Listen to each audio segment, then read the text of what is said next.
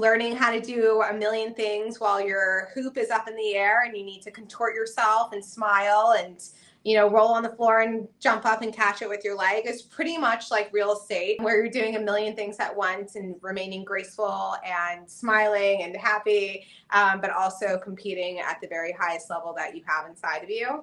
You have to be determined. You have to be focused. You have to have consistency, which is a very hard skill to pick up later in life. Those things were just ingrained in me from a very young age. I'm a hyper competitor and I hate losing like a lot. Like it's a lot for me. Yeah. So instead I just try to work on how to be my best all the time and like win as much as possible. People say practice makes perfect, and I never say that. It's practice makes consistency. And in this industry, consistency is huge. You're not striving for perfection because there's no such thing. I don't believe in that. It's consistency and how you do your business day to day, day in and out. It's tough in a world where there are a million distractions, whatever horrific amount of emails that we get each day, digital marketing out there, the opportunity to not be consistent presents itself. Your brain needs time to actually cultivate creativity and also to help reduce the toxins that build up all day long from stress, from communication, not getting a good night's sleep. It's one of the most important things that helps you get from operating your business to leveling up and getting to that next area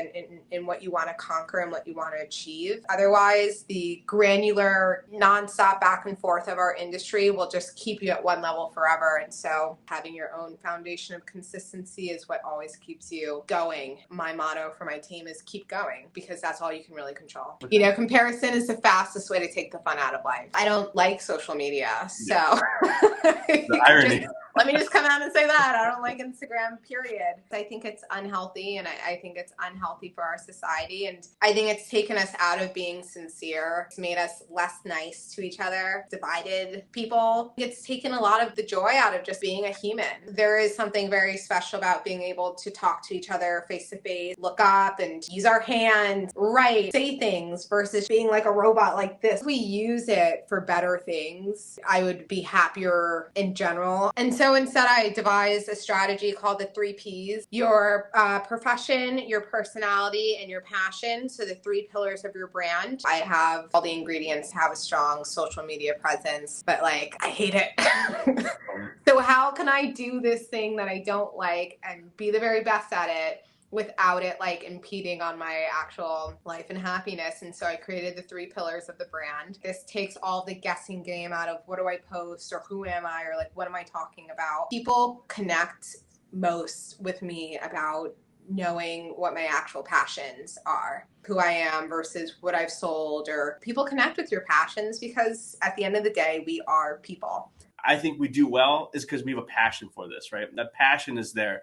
No matter how bad the day is, the next day you go, let's go, let's get it. You know what I mean? So it's, people say back to the grind. I say back to the passion. I think people connection really, really fills me up. Whether you meet new people, seeing the faces when they close, that always is rewarding itself. Proving to myself that I can live up to my full potential is what drives me. Doing extremely good work for my clients within that passion is one of the reasons I'm where I am. You want to prove yourself, and that's important. I mean, it makes me happy to prove myself, because not saying there's doubters out there, but I feel that there could be. But so I'm going to prove them wrong. This is what I'm going to do. You know what I mean? So it fires me. It literally lights my fire as well. So I feel like right now is a market of opportunity and volume. Really developing a strategy on how you can do the best work for your clients' needs and for their goals. If that means on the sell side, waiting for a little bit of a stronger market to list, then that's what we have to do. On the buy side, get out there. The best way to get anything in New York is to put your sneakers on and pound the pavement and go do it. I'm big on transparency, right? Be honest. This honest, things are not flying off the shelves. There's still opportunity out there. You're allowed to say your home's not going to sell tomorrow. It's just not.